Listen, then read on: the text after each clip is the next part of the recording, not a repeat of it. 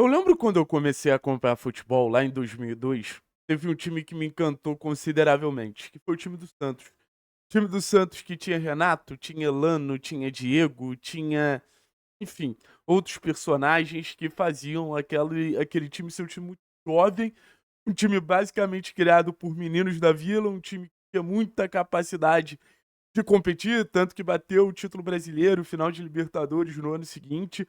Acho que dá pra dizer que é um time que fica marcado na história do futebol brasileiro.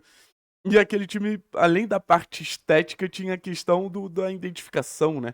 Tinha a questão de ter um time basicamente criado na Vila Belmiro e por isso tinha uma relação muito legal com o torcedor, tinha uma relação muito legal ali com tudo e com todos.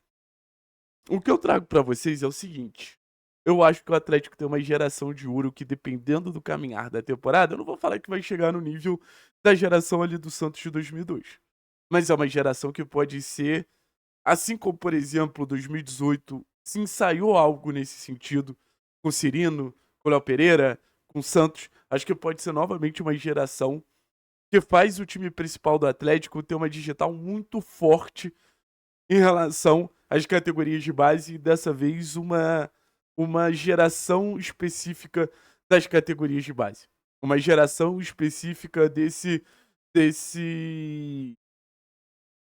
dessa vertente do Atlético que é tão valiosa, porque a gente sabe que financeiramente é um clube que precisa e precisa muito sempre estar revelando, precisa e precisa muito sempre estar gerando valor na sua base, não necessariamente só valor técnico, mas valor financeiro também. A gente viu nas últimas temporadas como foram muitas e muitas e muitas as matérias que diziam: ah, o Atlético é o clube que mais lucrou com vendas nas últimas temporadas. Isso tem muito a ver com as categorias de base, não necessariamente jogadores que foram destaques como o Vitor Roque, mas jogadores que, de certa forma, contribuíram para esse montante. Eu espero que o Atlético novamente tenha uma geração tão talentosa que contribua, óbvio, primeiro esportivamente, e acho que isso acaba sendo inegociável, e logo depois financeiramente, que a gente sabe também que o Atlético precisa desse tipo de venda. Então vamos falar um pouquinho dessa geração que vem aí para 2026. Eu acho que, primeiro de tudo, falar sobre a importância de 2025 e do Odair para abrir essa porta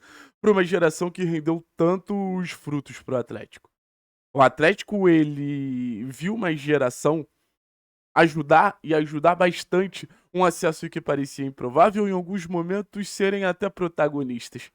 Como não falar dos gols finais do João contra a Ferroviária e contra o América Mineiro, as participações do Dudu, a titularidade do Léo Derick e do Arthur, sabe? Vários jogadores ali tiveram digital no acesso e isso só foi possível. Esse processo de afirmação, esse processo de amadurecimento num contexto difícil que é a Série B, porque o Odair Hellmann possibilitou que essa porta fosse aberta. Só o Odair Hellmann possibilitou que essa porta ela tivesse um caminho para os jogadores do Atlético passarem. Então, no final das contas, é um sentimento que o Clube Atlético Paranaense tem uma geração que já demonstra ser muito boa, mas a tendência é que ela melhore ainda mais, aumentando o nível competitivo dela. Óbvio, vai ser um desafio esses caras darem um salto de estar no time sub-20 aí para o time principal. Agora eles precisam dar outro salto muito rápido, que é do time principal na Série B para o time principal para a Série A. Então, no final das contas, isso acaba sendo um desafio individual e querendo ou não, pelo número de jogadores que a gente tem dessa geração coletivo. Mas eu quero começar falando sobre um que eu acredito que pode dar uma reviravolta na temporada, que é o Mikael. Eu considero que o Mikael foi um dos grandes responsáveis pelo primeiro turno que o Atlético fez. Eu sou extremamente crítico da temporada que o Mikael vinha fazendo, mas eu acho que também tem um potencial gigantesco. E não é que ele nunca tenha demonstrado esse potencial, ele já demonstrou esse potencial num contexto de Série A. Ele já demonstrou esse potencial num contexto maior. Ele já demonstrou esse potencial contra Galo, contra Palmeiras, em jogos grandes. Então, o Mikael, de muita elasticidade, de ótima capacidade de sair do gol no cara a cara ali com o atacante, de bom voo ali para defender bolas e mostrar que, pô, é um goleiro realmente que justifica todo o hype que existia dele nas categorias de base. Eu aposto muito numa temporada, não sei se de titularidade do Mikael, mas de um ganho maior de moral pro Mikael. Aí a gente vai para outro nome ali também da parte defensiva, que é o Arthur Dias, que para mim da base, talvez esse seja o que faça mais me brilhar o olho, assim. volto a dizer, você conseguir desenvolver, você conseguir lapidar, você conseguir, entre aspas, criar um zagueiro com a qualidade técnica do Arthur, você conseguir criar um zagueiro com a capacidade de gerar situações, a partir do passe, qualificar sua saída de bola, melhorar suas transições, com boa velocidade para definir, com boa velocidade para profundidade, estar sempre bem protegida. Cara, o Arthur é um zagueiraço. E acho que ele mostrou isso. Pra mim, na reta final, foi top 5 melhores jogadores do Atlético com tranquilidade. Tô muito ansioso pro futebol brasileiro conhecer o Arthur. Pra mim, hoje, o melhor zagueiro do futebol brasileiro foi revelado pelo Atlético, que é o Léo Pereira. Então, assim, será que a gente tá vendo um novo Léo Pereira? Será que a gente tá vendo, não vou falar um renascimento, mas uma nova versão de um zagueiro que o Atlético mostra que tem capacidade de revelar jogadores desse perfil? Vamos ver, tô muito curioso. Ao lado do Arthur, que é esse zagueiro pela esquerda, a gente tem o Léo Derek. Também vinha jogando uma bola federal, cara. E aí a gente fala muito sobre esse processo de amadurecimento, né? O Arthur, o Léo, acho que deixam claro como esses jogadores foram crescendo ao longo da temporada. E o Léo, um lateral, que se a gente faz a comparação Arthur, Léo Pereira, a gente pode fazer a comparação Léo Derek e Renan Lodge, né? Não em nível, mas nessa capacidade de atacar a profundidade, nessa capacidade de buscar o fundo, nessa capacidade de criar situações ali sempre como um raio, como uma válvula de escape, utilizando um contra um, utilizando a capacidade pô, ser quase que mais um atacante em alguns momentos. Um jogador que tem uma presença ofensiva muito forte e tem um repertório de drible, de cruzamento, de associação para fazer essa presença ofensiva ser ainda mais forte. Para terminar, a gente fala de dois jogadores que formam uma dupla de muito talento.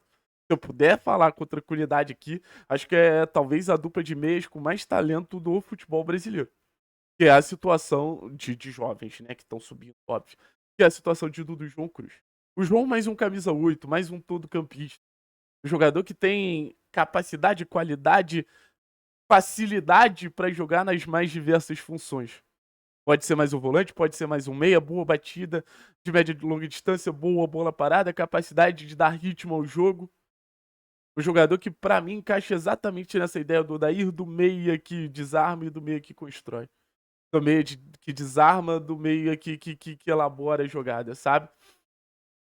E tem o Dudu. E esse talvez não seja o mais pronto no momento, mas talvez seja o mais encantador. O Dudu, eu acho ele muito importante para ele trazer esse respaldo para esses jogadores da base. Porque o lance diferente eu acho que vai partir do Dudu. O lance acima da média eu acho que vai partir do O lance que desequilibra, eu acho que vai partir do Dudu. Por isso que o Dudu tem que estar perto da área. Por isso que o Dudu tem que estar numa condição que ele possa realmente ser esse cara tão desequilibrante, possa realmente ser esse cara tão acima da expectativa, acima da média. Beleza, pessoal? Acho que é basicamente isso. Tamo junto. É a nós e que a nossa geração de ouro nos renda frutos importantes como a gente são. Tamo junto, é a nós.